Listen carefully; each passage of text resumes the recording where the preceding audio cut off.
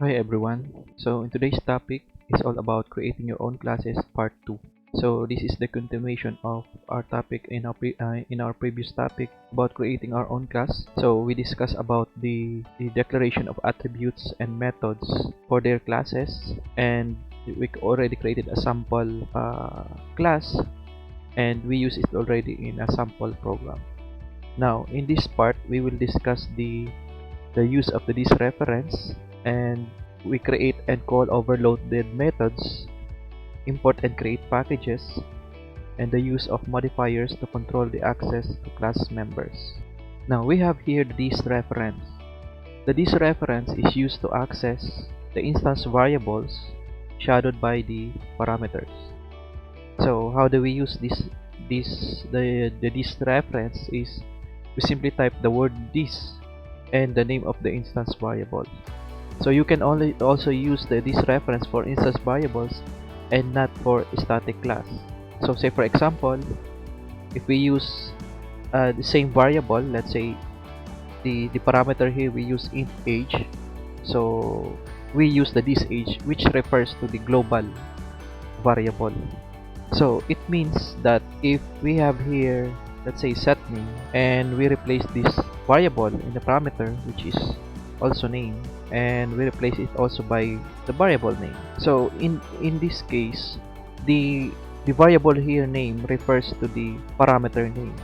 So ibig sabihin is the value of each variable will only circulate in this method. So hindi siya lalabas papunta dito sa global variable ng class. So we use the this reference. It means this is already referring to the class variable or the global variable of the class. Okay, so yan. Okay, next is we have the overloading methods. Method overloading is it allows a method with the same name but different parameters to have different implementations and return values of different types. So it can also be used when the same operation has different implementations. So you have to remember that overloading methods have the following properties. So it has the same name, different parameters, and return types can be different or the same. Those are the important key terms to remember when overloading methods is used. Say for example, we have here two methods. We have print methods. So the only difference is that the parameters. Meron siya ditong tatlong parameter and meron din yan ang example. Okay, so next is we have also constructors. Constructors are important in instantiating an object. It is a method where all the initializations are placed. So we have also the following properties of a constructor. Number one is constructor have the same name as the class. It should be whatever the name of the class should be also the name of the constructor. So we cannot call a constructor if it has this different name with the class name. Number two is constructor is just like an ordinary method. However, only the following information can be placed in the header of the constructor. Okay? So yan. Then scope or accessibility of identifier like public, private, and protected. Constructor names and parameters if it has any. And constructor does not have any return value, and you cannot call a constructor directly.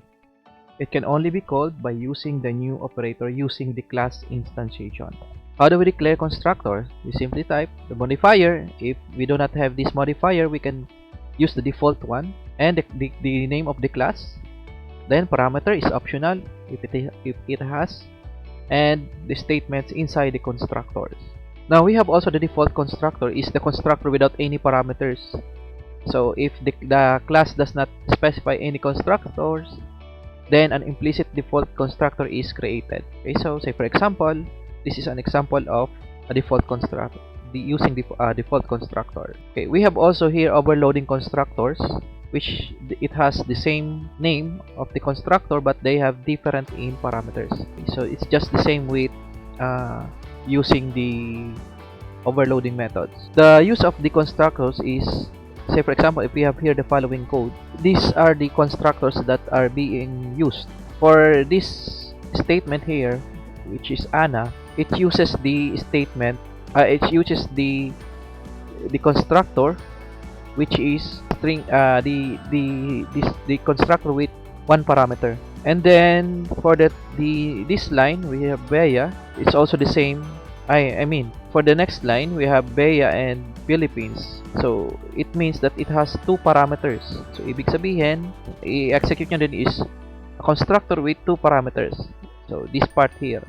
So yan, ito. And the third statement here, we have student record. We have three parameters, 80, 90, and 100. And automatically, the constructor with three parameters will be executed. Okay. Next is we have this with an unclosed parenthesis or the this constructor call. Constructor calls can be chained, meaning you can call another constructor from inside another constructor. So we use the this with an open and closing parenthesis call for this kind of situation. So there are few things to remember when using the this constructor call. So when using the this constructor call, it must occur as the first statement in a constructor. It can only be used in a constructor definition, and the this call can then be followed by any other relevant statements. Say for example, if we have student record here, so this means that this constructor call here calls for a constructor with one parameter. So which means this one is being called by the constructor with no parameter. So this one. So once we run this program, it will automatically load the constructor with one parameter. Okay, so let's have an example here. Okay, so we have a constructor here, this one. So if we call this constructor call, so ibig sabihin we are calling this part here. Okay, so let's put some numbers, an integer value. Let's put some value of 10. Then let's print out the value that we input. So we will remove the other parts here so that we will only focus on the constructor. Okay, so this one. Okay, so let's try running so you have Java C student record name .java. Okay, so no error. So Java student record main. So it outputs first the first constructor. I mean the constructor with parameter, and last will be the first one who called the constructor. Okay, so let's add more constructor here. So let's just copy this one. Okay, then we add more parameter. We add two parameters. Say string. Okay, so we have also here we add the value of name. Okay, so yan. And if we call on the first one, which is, let's say we call name here, we put a string, let's say 1, and here we call also let's say this. Right, let's use the third one, the third constructor. Let's say we use this, let's say 10. Okay, so if we run this code, so we call the constructor student record, which is the default constructor. So if we run this code, the first thing that will be executed will be this one. So since pag punta niya dito, mayroon pa siyang isang constructor call na tinatawag, which is this second constructor here. So it means that it will execute first this. So this will be executed first. Then after that, this will be the second to display, and this will be the third to display. Okay, so yan. So the output should be yung pinakauna, yung my name. Yung pangalawa, we have yung my x. Ay, ito yung mauuna is yung my x. Yung pangalawa is yung my name, and the last one will be yung parameter with no constructor with no parameter. Okay, so i-try natin.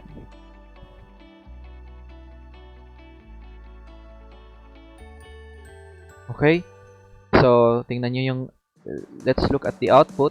So the first one is I'm in constructor with parameter 10. So which is this is the second constructor, and the second output is which is the constructor with parameter or with variable name. Yan. And the last one is the third one is the constructor which is display. Third constructor is the default constructor and the third one is the last one is the last constructor that calls the constructor. Okay, so next is we have also packages. So packages are Java means of grouping related classes and interfaces together in a single unit. So interfaces will be discussed more on in okay, so packages are Java means of grouping related classes and interfaces together in a single unit. So this is a powerful feature that provides for a convenient mechanism for managing a large group of classes and interfaces while avoiding potential naming conflicts. So we import packages which is used to class we import packages which is to be able to use classes outside of the package which are currently working in, and you need to import the package of those classes. So by default, all your Java programs import the javalang.asterisk package. That is why you use classes like string and integers inside the program even though you have not imported any packages. So the syntax for importing packages is import then the name of package. So you already know that. How do we create a package? To create our own package, we write the package then the package name. So packages can also be nested. So in this case, the Java interpreter expects the directory structure containing the executable classes to match the package hierarchy. So let's say for example package is school classes. So we add the classes that we created in a single Java file. Okay, so next is we have the access modifiers. So there are 4 different types of members access modifiers in Java. We have public, private, protected, and the default. The first 3 modifiers are explicitly written in code to indicate the access type. For the fourth one, which is default, no keyword is used. So the default access specifies that only classes in the same package can have access to the class variables and methods. So no actual keyword for the default modifier. It is applied in the absence of an access modifier. Then we have also the public accessibility. The public access modifier specifies that class members are accessible to anyone, both inside and outside the class. So any object that interacts with the class can have access to the public members of the class, that is public. Next is we have also protected. Protected access specifies that the class members are accessible only to methods in that class and the subclass of the class. So that is protected. So when we use protected, it can only be accessed within the method or a specified class that is declared as protected. Next is we have private accessibility. This specifies that the class members are only accessible by the class they are defined in. So when we declare private, it is only accessible within the specific class. So we have also the coding guidelines. So the instance variables of the class should normally declared private, and the class will just provide accessor and mutator methods to these variables.